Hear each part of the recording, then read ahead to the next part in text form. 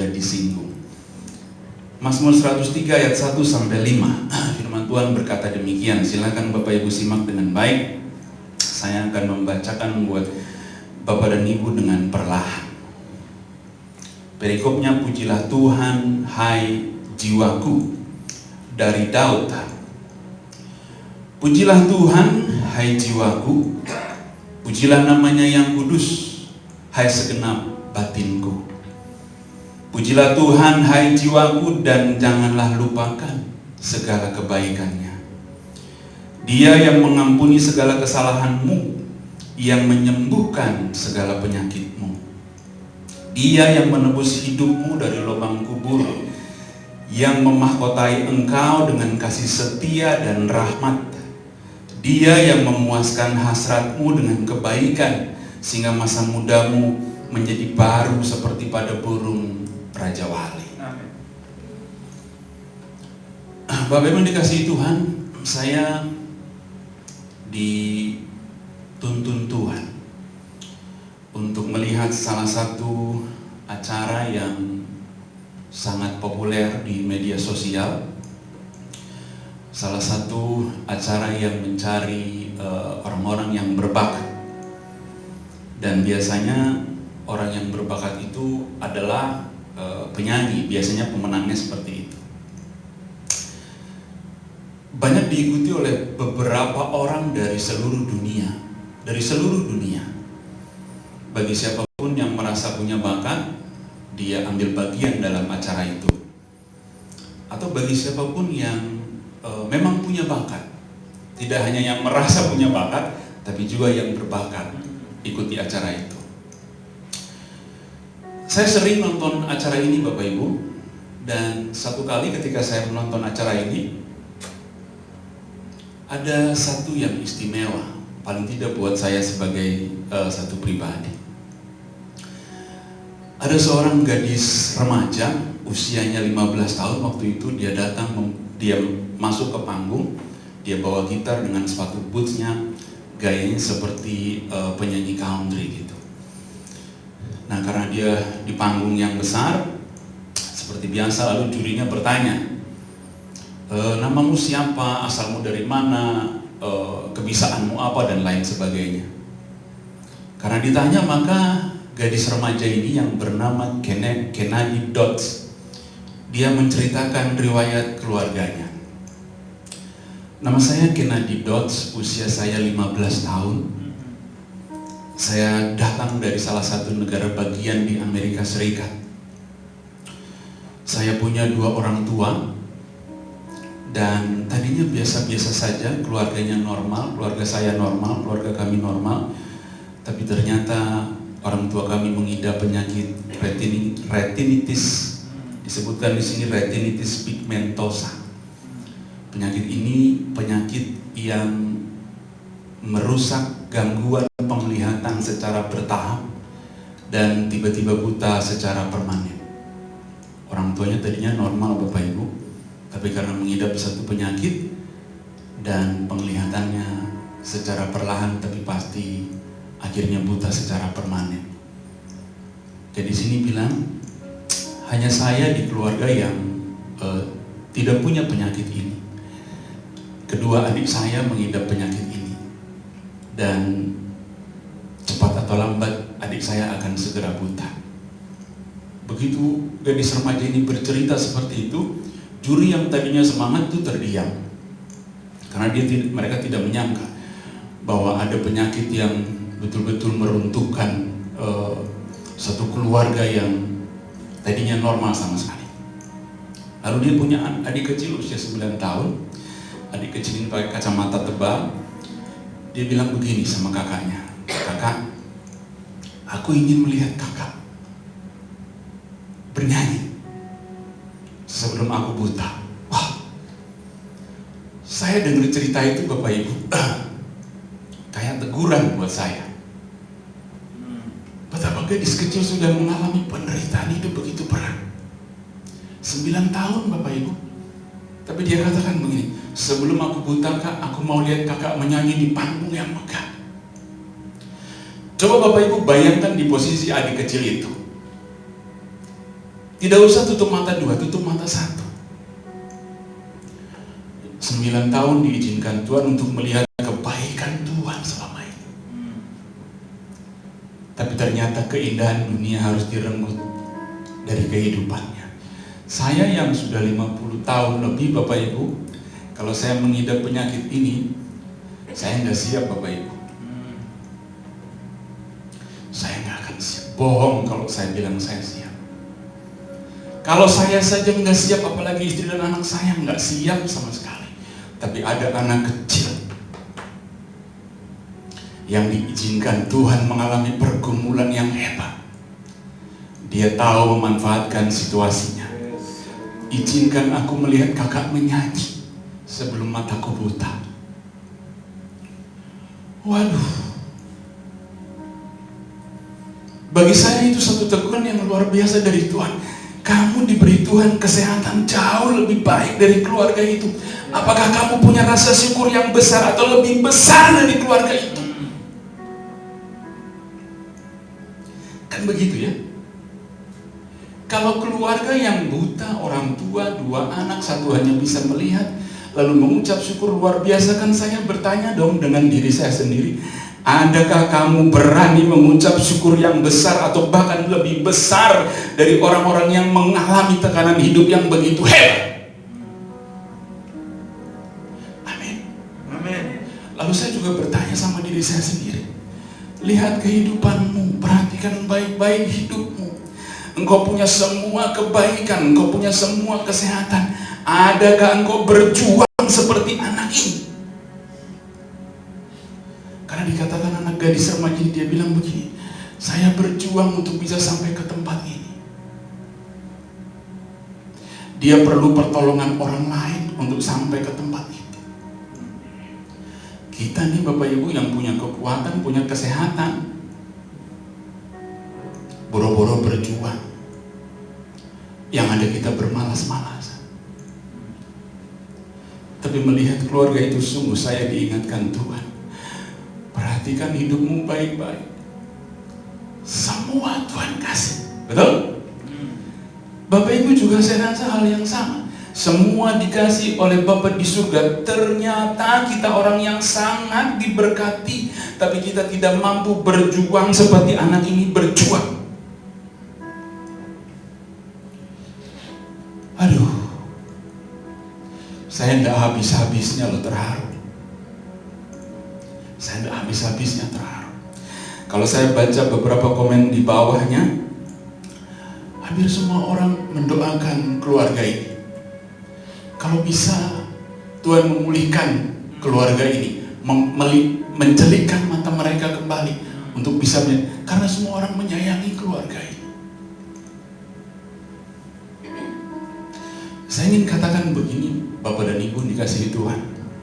Ketika manusia semakin lama menjadi manusia yang mandiri, maka ketika itu pula engkau tidak dapat menghayati kebaikan Tuhan dengan benar. Amin.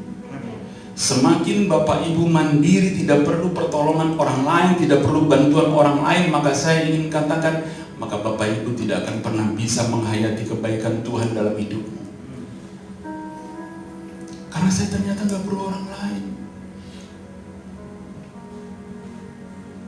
Tapi Tuhan berkata, aku mengasihani, aku memberi kasih karunia kepada siapa yang ingin ku beri kasih karunia. Aku mengasihani kepada orang yang aku ingin beri kasihan. Semua karena kasih karunia Tuhan. Maka orang yang tahu kebaikan Tuhan, dia tidak akan pernah meninggikan diri. Tidak pernah. Amin. Jadi bagi siapapun Bapak dan Ibu yang dikasihi Tuhan, ketika engkau menghayati kebaikan Tuhan, harusnya puji-pujian keluar dari hati. Amin. Harusnya. Ketika Bapak Ibu menyadari setiap kebaikan Tuhan, harusnya Bapak dan Ibu hidup bersemangat melayani Tuhan. Tidak ada yang lain. Coba Bapak Ibu tutup mata Bapak Ibu dua-dua, terus pulang ke sini. Pulang dari sini. Bapak Ibu gak kuat. Tapi beda dengan gadis remaja dan keluarga. Lalu dia bilang begini, aku dan ayahku melakukan segala sesuatu yang kami bisa. Selebihnya terserah Tuhan. Waduh. Waduh, saya nggak habis-habisnya Bapak Ibu. Kami melakukan apa yang kami bisa. Selebihnya terserah Tuhan. Amin. Jadi kalau tadi kita nyanyi Bless the Lord, oh my soul, oh my soul, worship His holy name. Tapi kenapa Daud berkata, hai jiwaku pujilah Tuhan?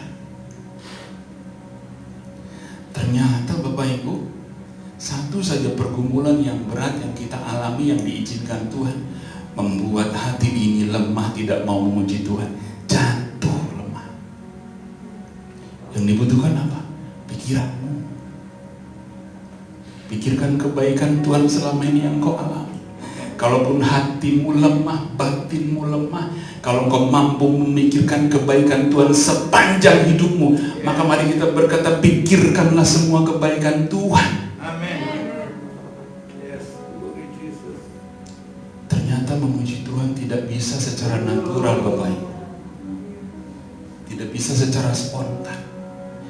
Tidak bisa ternyata. Karena ada satu momen tertentu ketika Tuhan mengizinkan pergumulan yang berat yang Bapak dan Ibu alami serta saya alami, membuat hati kita menjauh dari Tuhan. Tidak sanggup memuji Tuhan. Tapi Daud mengajarkan, ingat kebaikan Tuhan. Ketika engkau mengingat kebaikan Tuhan, ini Daud berbicara dengan diri sendiri Bapak Ibu. Dan saya percaya Bapak Ibu dalam satu level tertentu juga melakukan hal yang sama. Ketika datang malas pergi ke gereja, kita capek, tapi pikiran, Tuhan begitu baik lo memelihara kita selama ini. Masakan kita pergi ke gereja saja tidak mau.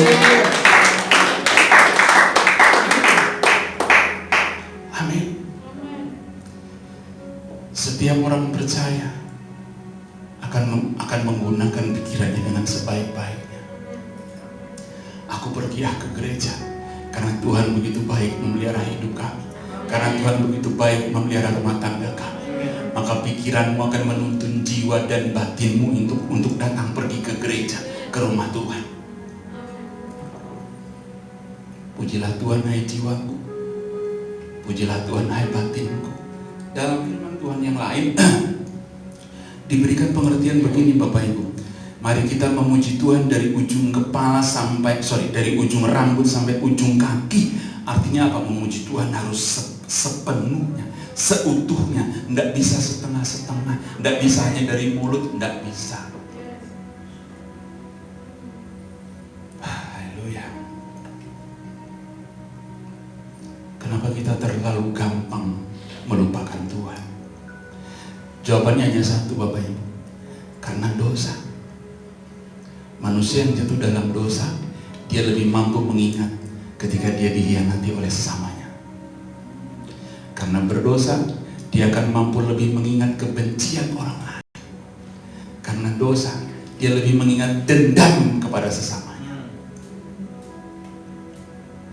Manusia harusnya melupakan apa yang dia tidak perlu ingat. Tapi menyedihkan, dia mengingat apa yang harusnya dia lupakan. Kesedihan, kebencian, kekejaman, kekecewaan diingat sekali. Dia lebih mampu mengingat dendam kepada orang lain yang panjang, tapi tidak mampu mengingat kebaikan Tuhan yang pendek. Kenapa saya berani mengatakan ini? Saya rasa wajar Bapak Ibu, karena saya pun introspeksi diri. Seringkali kebencian saya kepada orang lain menguasai hati dan pikiran saya. Saya jujur mengakui di hadapan Bapak dan Ibu, tidak ada dusta di antara kita. Bapak Ibu seringkali lebih bergunjing lama sekali daripada mengingat kebaikan Tuhan. Konyolnya pikiran kita terlatih untuk mengingat kejelekan orang lain dan mengingat kebaikan kita sendiri. Konyolnya seperti itu. Tapi kita tidak mampu mengingat kebaikan Tuhan. Tapi kalau Bapak Ibu ingat cerita keluarga yang tadi, aduh, apa yang tidak diberikan Tuhan kepadamu dan kepada aku? Amin. Nggak ada. Ketika kesaksian itu saya lihat, lalu saya berani berkata, ternyata saya diberkati Tuhan begitu istimewa. Saya tidak ingin membandingkan keluarga yang diizinkan Tuhan buta secara bertahap dengan kehidupan. Bukan itu Bapak Ibu. Tapi yang ingin saya katakan, engkau melihat orang lain, lalu apa yang engkau lakukan untuk dirimu sendiri? Amin. Ternyata memuji Tuhan tidak bisa secara natural, tidak bisa secara spontan. Keberdosan menghalangi kita untuk melakukannya. Padahal kita tahu manusia adalah ciptaan. Dia bergantung sepenuhnya kepada Sang Pencipta. Harusnya kesadaran itu akan membuat kita mengerti dan memuji Tuhan secara spontan. Tapi ternyata penderitaan yang berat tidak mampu membuat kita mengingat kebaikan Tuhan. Yang kita ingat yang jelek-jeleknya saja. Satu kali ketika bangsa Israel diizinkan Tuhan menyeberang sungai Yordan. Sungainya kering dibuat oleh Tuhan. Lalu bangsa Israel menyeberang. Tuhan memerintahkan ambil batu sebanyak 12 sesuai dengan jumlah suku bangsa Israel. Susun untuk apa? Untuk mengingat bagaimana Tuhan menolong bangsa Israel. Kalau anakmu tanya buat apa? Batu itu untuk mengingat betapa Tuhan yang perkasa telah menolong bangsa ini. Agar seluruh bumi takut akan Tuhan. Amin. Lalu di bagian lain firman Tuhan berkata di pengkhotbah, ingatlah Penciptamu pada masa mudamu, karena akan tiba tahun-tahun yang malang. Kalau sudah, Bapak Ibu, saya ingin katakan begini, kalau ada orang tua, saya ingat Oma Bali. Kalau ada orang tua yang dia masih mampu memuji Tuhan, yang dia masih mampu bersyukur kepada Tuhan, karena dari mudanya dia terlatih untuk melakukan itu. Karena firman Tuhan katakan, ingatlah Penciptamu pada masa mudamu. Sekarang anak muda dengar baik. Kalau kau tidak belajar mengingat kebaikan Tuhan sekarang, bukan nanti kalau sudah sukses. Sekarang, bukan nanti kalau sudah berkeluarga. Tapi sekarang, kalau kau tidak belajar mengingat Tuhan Penciptamu pada masa mudamu, tidak ada yang akan kau ingat ketika kau tua. Amin. Justru itu sekarang kita bersyukur ketika kita punya orang tua kita masih bisa mewariskan kebiasaan itu. Ingat kebaikan Tuhan. Dan orang tua yang bisa melakukan itu, saya ingin katakan, dia membangun kebiasaannya dari muda, lalu dia bisa melakukan itu. Kalau tidak, dia tidak mampu melakukan itu. Kenapa? Tidak ada yang dia ingat. Karena anak muda seringkali menunda-nunda. Karena dia merasa dirinya masih kuat. Karena dia merasa dirinya masih sanggup. Tapi firman Tuhan katakan, anak muda, ingatlah Penciptamu pada masa muda, karena akan tiba hari-hari di mana engkau tidak akan mampu lagi mengingat Tuhan. Bukan karena tua ya, bukan karena tua. So, ada orang yang sudah tua tapi mampu mengingat kebaikan Tuhan, bukan karena tua. Tapi kenapa? Karena dia tidak pernah belajar mengingat kebaikan Tuhan. Berbahagialah anak muda ketika engkau punya orang tua selalu mengingatkan kebaikan Tuhan. Punya tanggung jawab kita sebagai orang tua. Hati-hati. Perkara lupa adalah perkara yang serius. Amin. Tidak bisa Bapak Ibu menyepelekan kebaikan Tuhan. Sekali lagi tidak bisa. So, ketika kita melupakan kebaikan Tuhan, kita sedang mengurangi iman kita kepada Tuhan. Kita sedang belajar menghambat pertumbuhan iman kita kepada Tuhan.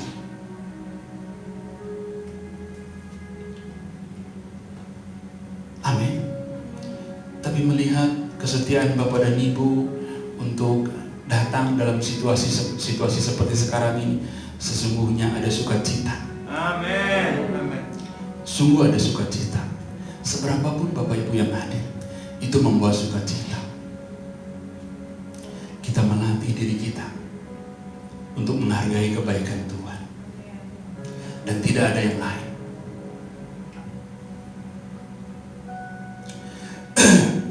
Menjadi menarik ketika bagaimana ya Daud bisa seperti itu ya. Bapak Ibu belajar tentang Daud, supaya Bapak Ibu satu kali bisa melakukan apa yang Daud lakukan. Daud itu orang yang percaya penuh kepada Tuhan, Bapak Ibu. Dia percaya 100% kepada Tuhan yang ia sembah. Ketika dia mengalahkan Goliat, tidak dengan alat perang, Bapak Ibu. Goliat datang dengan pedang, lembing, dan tombak, tapi Daud tidak. Aku datang dalam nama Tuhan. Waduh, orang kecil lawan orang besar, orang besarnya lengkap pakai alat semua, tapi orang musuhnya orang kecil tidak bawa apa-apa, dia datang hanya dengan nama Tuhan. Hari ini kalau Bapak Ibu menghadapi musuh yang besar, datang hanya dengan nama Tuhan, berani nggak ya? Berani nggak ya? Daud orang yang percaya sepenuhnya kepada Tuhan. Makanya dia bisa berkata, hai jiwaku, pujilah Tuhan. Kalau dikatakan hai jiwaku, pujilah Tuhan, itu sikap hati, sikap tubuhnya itu terlihat, Bapak Ibu. Dia akan mengeluarkan kata-kata yang baik untuk memuji Tuhannya, dan sikap tubuhnya menunduk untuk memuji Tuhan. Dan Daud orang yang rendah hati dan mudah bertobat. Kalau dinasihatin, kamu salah, dia berkata bahwa iya, aku berdosa kepada Tuhan. Dia tidak katakan berdosa kepada manusia, tapi pertama dia katakan, aku telah berdosa kepada Tuhan. Amin. Kalau Daud berkata, saya tidak pernah loh Bapak Ibu, saya berdosa kepada Tuhan. Jujur saja tidak pernah. Yang ada kalau saya melakukan kesalahan sama orang lain, yang saya ingat ya saya melakukan yang jelek, yang buruk bagi orang lain. Tapi ternyata Daud lebih. Kalau dia melakukan hal yang buruk kepada orang lain, dia berkata, aku berdosa kepada Tuhan. Amin. Hari ini firman Tuhan mengingatkan Bapak dan Ibu, jangan lupakan kebaikan Tuhan dalam hidup Bapak dan Ibu. Jangan lupakan sama sekali, tapi teruslah mengingat kebaikan Tuhan. Ajari, perintahkan pikiran untuk selalu mengingatkan kebaikan Tuhan.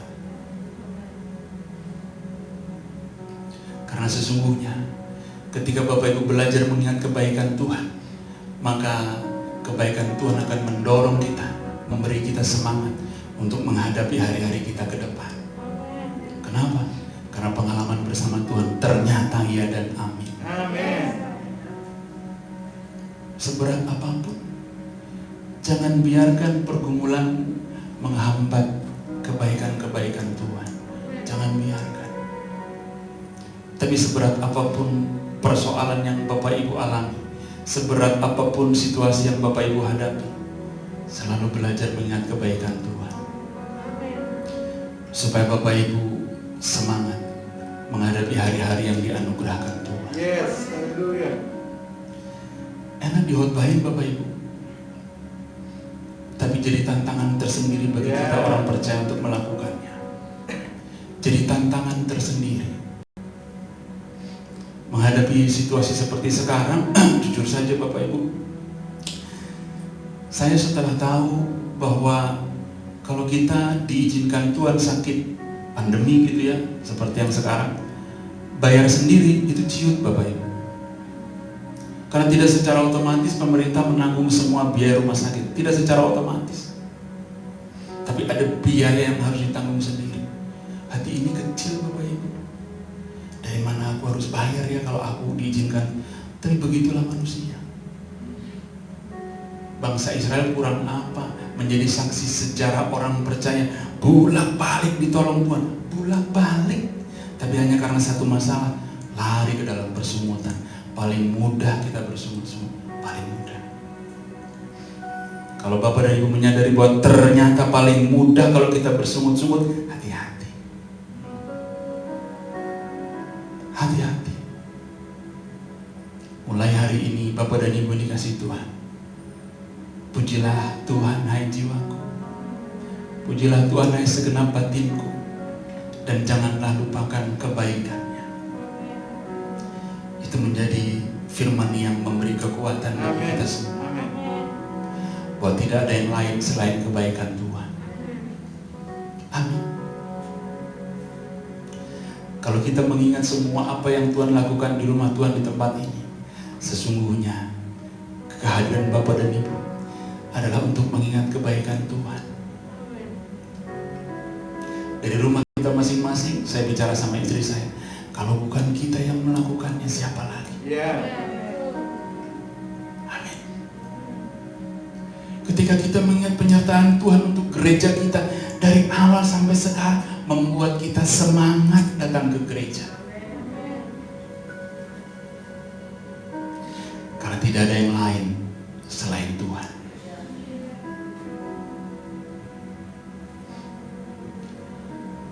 Oleh sebab itu, selagi masih ada kesempatan yang diberikan Tuhan kepada Bapak, Ibu, dan Saudara,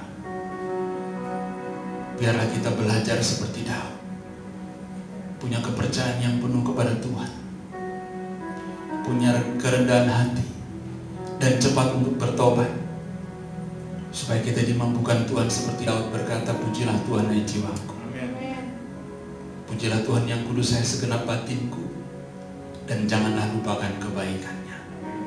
Tuhan berkati Bapak dan Ibu sekalian.